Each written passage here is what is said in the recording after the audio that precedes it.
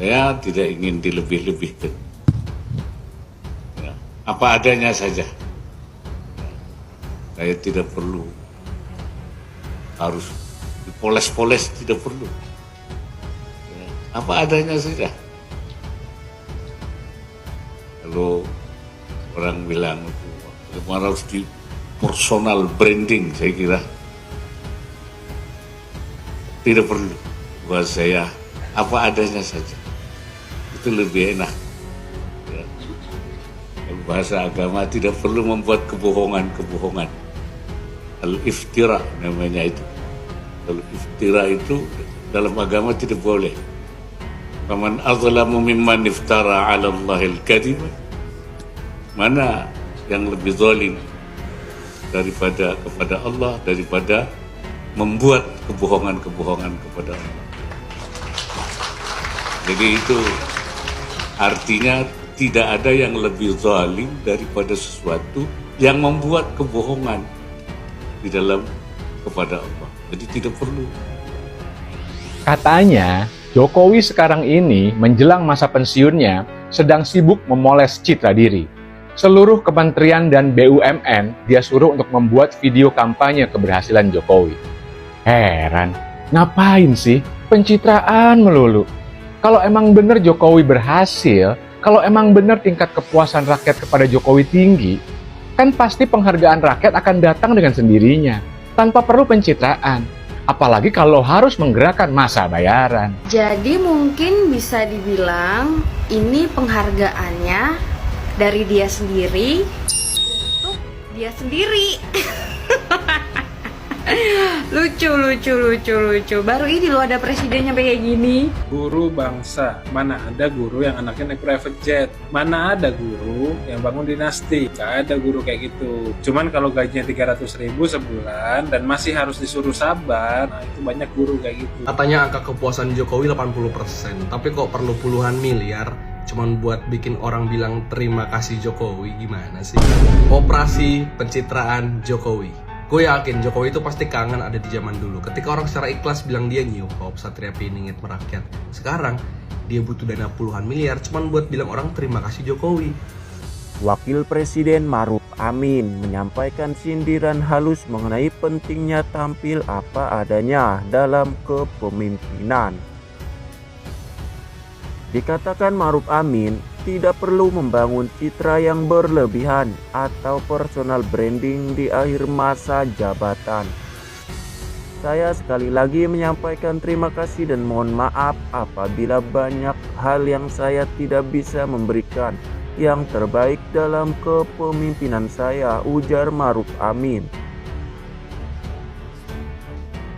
Hal ini diungkapkannya dalam sebuah acara saat memberikan refleksi terhadap masa jabatannya yang akan segera berakhir. Dalam pidatonya, Maruf Amin mengatakan bahwa dia bersyukur atas kesempatan yang telah diberikan untuk memimpin. Meskipun dirinya merasa ada banyak keterbatasan dalam memberikan yang terbaik. Saya sangat terbatas, tentu sesuai dengan kemampuan yang Allah berikan kepada saya. Itu yang bisa saya kerjakan, ucapnya. Lebih lanjut, ia menegaskan bahwa dirinya tidak ingin menampilkan citra yang berlebihan atau dipoles secara artifisial. Menurutnya, menjadi apa adanya adalah hal yang lebih baik dan membangun citra berlebihan sama saja dengan menciptakan kebohongan. Kalau orang bilang bagaimana harus di personal branding, saya kira tidak perlu. Buat saya apa adanya saja itu lebih baik, ucap Maruf Amin. Dalam konteks agama, Maruf Amin menegaskan bahwa tindakan berlebihan atau menciptakan citra palsu merupakan bentuk kebohongan yang tidak dibenarkan. Mana yang lebih zalim kepada Allah daripada membuat kebohongan kepada Allah? Jadi itu artinya tidak ada yang lebih zalim daripada sesuatu yang membuat kebohongan, sambungnya.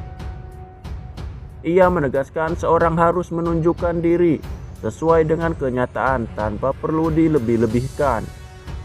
Baginya, kejujuran dalam kepemimpinan lebih baik daripada membangun citra yang tidak sesuai dengan kenyataan. Sebelumnya, menjelang akhir masa jabatannya, Jokowi tampak melakukan sejumlah langkah strategis untuk memperkuat citra positif yang ia tinggalkan. Berbagai kegiatan terus diluncurkan dengan sorotan media dan publikasi yang semakin intens. Bahkan, pemerintah melalui Kemenkominfo mengakui menggelontorkan dana puluhan miliar rupiah untuk memoles citra Jokowi di akhir jabatannya. Upaya ini dinilai oleh sebagian pihak sebagai bentuk personal branding atau pencitraan agar Jokowi tetap diingat sebagai pemimpin yang berhasil membawa perubahan besar bagi Indonesia. Namun, langkah-langkah ini tak lepas dari sorotan dan kritik. Beberapa pihak menilai bahwa di balik gencarnya branding tersebut, terdapat upaya untuk memoles citra pribadi agar Jokowi tetap dikenang secara positif. Meskipun tidak semua hasil dari program yang dijalankan sudah sepenuhnya terrealisasi.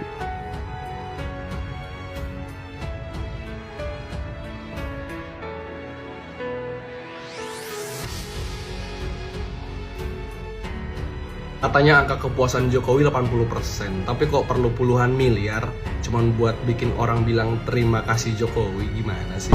Operasi pencitraan Jokowi. Gue yakin Jokowi itu pasti kangen ada di zaman dulu, ketika orang secara ikhlas bilang dia Gilpop, Satria Piningit merakyat. Sekarang dia butuh dana puluhan miliar cuman buat bilang orang terima kasih Jokowi. Emang NPD banget ya Pak Mul. 5 hari sebelum Pak Mul lengser, tapi justru malah nambah catatan buruk. Siapa yang hari ini kalau kalian keliling-keliling jalan Jakarta kok banyak ngelihat baliho-baliho terima kasih Jokowi. Ngelihat berita bahkan ada yang terjun payung pakai kata-kata terima kasih Jokowi. Ini bagian dari operasi pencitraan Jokowi dan dibongkar oleh Tempo yang dananya katanya menghabiskan puluhan miliar hanya untuk bilang terima kasih Jokowi quote unquote. Ini kan namanya narsis. Gak ada masalah kok sebenarnya mau ngasih transparansi dan juga capaian pemerintah. Yang jadi masalah kalau melakukan ini itu satu, dia menghabiskan dana yang gak efektif, puluhan miliar. Bahkan kalau kata ICW, itu influencer aja bisa 90 miliar sendiri. Bahkan 10 tahun terakhir itu mencapai 1 triliun untuk aktivitas digital. Ini kan namanya pemborosan. Dikala guru kita banyak yang gak sejahtera. Dana sebesar itu dipakai membangun sekolah-sekolah, itu udah lengkap, fasilitasnya bagus. Dipakai untuk kemudian berbagi beasiswa, banyak orang bisa sekolah. Ini kan namanya dana-dana gak efektif. Ingat, itu bukan duitnya Jokowi, itu duit pajak kita yang kita titipin. Yang kedua, belum lagi ini nggak baik lah dalam iklim demokrasi, di mana pemerintah lebih pengen ngajak influencer misalnya ke IKN dibanding ngajak media dan pers sebagai pilar keempat demokrasi. Ya kenapa? Soalnya kalau media dan pers nggak bisa disetir, mereka kan ngasih tau fakta lapangan. Tapi kalau influencer ya kan beli putus, tinggal lo bayar, mereka suruh ngomong. Jadi ini kan nggak bagus buat demokrasi, nggak menunjukkan sebetul-betulnya apa yang menjadi problem kebijakan. Dan terakhir ya, ayolah Pak Mul, kalau memang hari ini rakyat kecewa karena semakin hari Anda lengser, semakin kacau ekspor pasir laut, anaknya dibiarkan nepotisme, fufu-fafa tidak dibereskan, ini lagi pemborosan dana influencer, sekarang deflasi 5 bulan berturut-turut, kelas menengah itu terancam miskin, 10 juta Gen Z menganggur, dan lain sebagainya. Kalau memang rakyat kecewa, ya udahlah, nggak usah dipaksa dipoles. Sekarang kita bilang mau terima kasih Jokowi. Katanya, Jokowi sekarang ini menjelang masa pensiunnya sedang sibuk memoles citra diri. Seluruh kementerian dan BUMN dia suruh untuk membuat video kampanye keberhasilan Jokowi. Heran, ngapain sih pencitraan melulu? Kalau emang bener Jokowi berhasil, kalau emang benar tingkat kepuasan rakyat kepada Jokowi tinggi, kan pasti penghargaan rakyat akan datang dengan sendirinya, tanpa perlu pencitraan. Apalagi kalau harus menggerakkan massa bayaran. Sekarang apa sih pencitraan itu? Pencitraan itu kan artinya tidak organik atau tidak alami. Atau kalau di produk makanan, pencitraan Jokowi itu sama seperti pewarna buatan, supaya kelihatannya menarik. Atau seperti mecin, supaya rasanya enak. Padahal sebenarnya tidak baik bagi kesehatan. Memang harus diakui bahwa Jokowi itu adalah sebuah produk yang strategi marketingnya bagus. Bungkus kemasannya menarik. Iklannya bombastis. Tapi faktanya setelah dibeli dan dicobain, Ternyata rasanya nggak enak. Bahkan banyak yang kapok. Contoh gampangnya, Jokowi itu bisa jadi gubernur Jakarta, terus jadi presiden 2 periode, itu kan merupakan hasil dari pencitraan mobil goib SMK. Dari belusukan, pura-pura menjadi rakyat, dan masuk gorong-gorong. Dan sekarang, menjelang masa pensiun, Jokowi masih mau pencitraan lagi. Jadi kalian bayangin aja, 12 tahun loh, Jokowi terus-terusan melakukan pencitraan demi pencitraan. Ibaratnya, make up yang digunakan untuk memoles wajah Jokowi itu sudah terlalu tebal dan berlapis-lapis. Sudah tidak mungkin kita bisa melihat seperti apa sosok aslinya Jokowi. Tapi Jokowi adalah Jokowi. Jokowi bukan rakyat. Terserah dia mau sampai kapan melakukan pencitraan. Yang penting sekarang adalah jangan sampai kita menjadi korban pencitraannya Jokowi lagi. Udah dong. Sadarlah kalian semua, bahwa iklan pencitraan apapun yang dilakukan Jokowi, bahwa tidak peduli seberapa bagus dan menarik Jokowi itu dibungkus, kita semua sudah tahu dan sudah merasakan bahwa isinya ya sama aja. Isinya ya Jokowi-Jokowi juga. Masa iya berubah jadi Mulyono? Sadar dong kalian, bahwa keberhasilan Jokowi itu bukan sesuatu yang perlu diselebrasi. Karena itu memang tugas dan kewajibannya presiden.